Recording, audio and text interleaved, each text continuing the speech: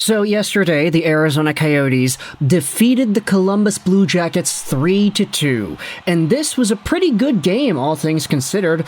I mean, look, I'm not gonna lie, the Coyotes have actually been on a heater this year. They're 8-8, they're over 500, they're definitely taking themselves seriously this season, and that's good to see. It's great to see teams that are at the bottom of the NHL actually start to grow and string together wins and do things that we didn't think possible a year or 2 years ago.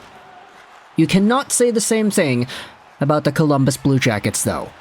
And the language in the title and the thumbnail is very intentional, because a few days ago we talked about the tragedy, the downfall of Nazem Kadri. Well, today we're talking about a guy who is a former Calgary Flame and who is going through an even worse ordeal. You could debate this is the end of Johnny Gaudreau. Because yesterday, as the Blue Jackets lost 3-2, you had yourselves a final segment on the ice where Laine and Gaudreau both got benched in the third period, even down a goal in a 6-on-5 situation. And as the first reply from Union Blue says, and the Blue Jackets look darn good without them. Now, you might be wondering what the heck has happened here, where did this come from? Let's go over a few tweets, just kind of going over the situation of Gaudreau and Laine, but I wanted to make this video more so focused on Gaudreau. Laine will have his time to shine in a future video. But here are a few opinions and things that popped up on my timeline when I searched this. It's over, Mark Shig tweets out. Coyotes 3, Columbus 2. 7 losses in a row now. The bigger story, though, is that no Laine and Gaudreau were out there late to help tie the game. Sportsnet Stats says that Laine did not play the final 9:53 of the third period. Gaudreau did not play the final 6:15 of this period. Also, World Hockey Report goes out there and says this: I watched Gaudreau and Laine for the first time this year, and it was 10 times worse than I expected. Neither of them on the ice for an extra attacker either. Here's what Andrew Dickinson said: Gaudreau, Laine, Michkov generated .02 expected goals tonight, for anyone wondering why they didn't play at the end. Now, I'm not gonna lie, I haven't been the biggest Columbus Blue Jackets viewer this season. All my games that I've been focusing on have been Montreal, Detroit, Vancouver, and whichever game is put onto Sportsnet because, you know, they kind of decide what goes on around here. Columbus rarely is that, so I don't see too much of the Blue Jackets footage until I actually intentionally go out and look for it myself. But when it comes to Johnny Gaudreau and Patrik Laine, oh boy, these guys, if you want to talk about Laine, he's got 3 points in 8 games played. On pace for 27 points in 73. He missed some time, so you could definitely say there's a bit more of a benefit of the doubt there with Laine.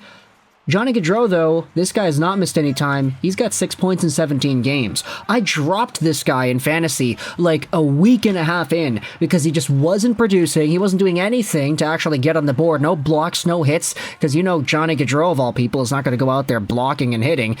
And if he loses the point production, then there's no value to this guy in fantasy at all. I dropped him right away. He got picked up by some other guy. That other guy is now suffering because Johnny Gaudreau is on pace for 29 points in 82 games. Last year, the guy had 74 points. The year before that, 115. He took his contract, $9.75 mil, till the end of 2029. He's 30 years old now. This contract takes him till he's 36. And now he is going out there producing less than 40 points on a season's worth of a pace. What the heck happened to Johnny Gaudreau? Let's go over a few extra opinions as to this situation before we really, come to any conclusions here. This was a tweet made by Nasher, back from earlier this week, talking about how, I mean absolutely zero disrespect when I say this, it's sad but an honest reality. Putting Johnny Hockey in his current state into overtime in the shootout is an inexcusable coaching decision. We're not even giving ourselves a chance to win hockey games. The reply from That Chell Life says, you're acting like he's awful, though. You hit the crossbar in the shootout. If he goes bar down, you're not complaining. Hockey is a game of inches, as we seen earlier in the game with the no call. You haven't watched him this season, man. Don't get me wrong. I love the guy and in hopes he turns it around. But he shouldn't be on the ice in those situations right now. The reply here from Based Ken says, yeah, I was at the game. I legit forgot that Johnny Gaudreau was on Columbus until the shootout. The dude was a ghost. Now, on November 12th, if you want to talk about what exactly the Blue Jackets were up to on that night, it was the shootout loss against the New York Rangers. So Johnny Gaudreau has gone out there for this entire season's worth of play. He's not producing points. He's not looking good. You're seeing so many more conversations about how he has been declining. And it gets even worse when you look at some of the player card models. This is bench rates on Twitter. Johnny Gaudreau is the worst Blue Jackets player this season. His value is at a minus $681,000, and he's only had 2 successful games. Patrik Laine is not that bad, but he's only played 3 games from 8 with improvement. Now, I'm going to go out there and say I don't understand this overall chart here. It says that the value that Gaudreau provides is worth $8.6 million, but I'm not sure if that's correct because last I checked, an $8-point-something million caliber player is not going to get you 30 points in a year. He's probably going to get you a bit more. So I have no idea where this number comes from, but just seeing that there is some visual representation of how poorly he has played being displayed in this type of way, this guy is a negative $600,000 value according to the bench rates model. And, I mean, look, there's nobody else here on this team that is less than 100 worth. So there really is some big and bad things going on with Johnny Gaudreau and his overall play, and I wanted to jump over to the Reddit to just kind of explain some of this stuff for you. Here is the R Hockey post of the tweet thread that we looked at earlier in the video. CBJ bench lining Gaudreau late in the third period, even down a goal in a 6-on-5 situation. Homicidal Penguin always coming out here with the interesting Reddit posts. But the first comment says, I love being a Blue Jackets fan so much. It brings so much joy to my life. I cannot describe it. Obviously, Judica Medus has been very loyal to this team and is quite frustrated. Sarcastic replies saying this, Gaudreau has sort of been quietly bad. 1 goal and 5 assists only, and his play hasn't been good enough to inspire confidence. The dude took a retirement contract out east to be closer to family. It was evident when it happened, or he would have gone somewhere else. Then there are some replies saying that, hey, he's never been a guy who has seemed like he just wants to win, he just wants to set himself up financially, and he did just that. He can live that quiet life in Columbus and not face the Calgary media pressure. Who could have seen this coming, especially after he got to Columbus and was like, wow, just wow. The Devils reportedly offered him more money on a more competitive team that is closer to home, and he would have had really high expectations playing alongside of Jack Hughes, and they would likely be making deep playoff runs. Johnny snubbing the New Jersey Devils never made sense to us until this thread.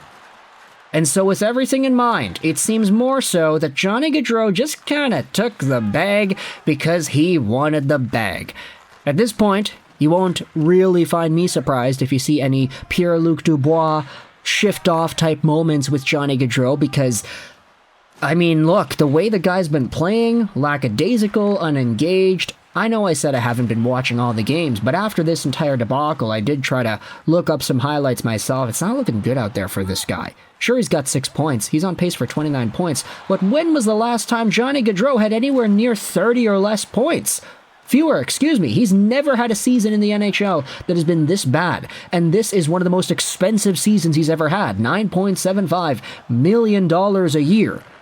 Hey, we could talk about Patrik Laine in another video, but for now, let me know your thoughts in the comment section below. How do you feel about the end of Johnny Gaudreau? This guy has been terrible for the value he provides financially, for the value he provides on the ice. They're just not equal. He has declined so heavily from years prior that it gets a little bit weird when you try to understand where everything comes from. Let me know your thoughts in the comment section below. Do you think Johnny Gaudreau bounces back? Do you think this season is a fluke? Do you think he's been better than what everybody's making him out to be? Because all the Blue Jackets fans are saying no.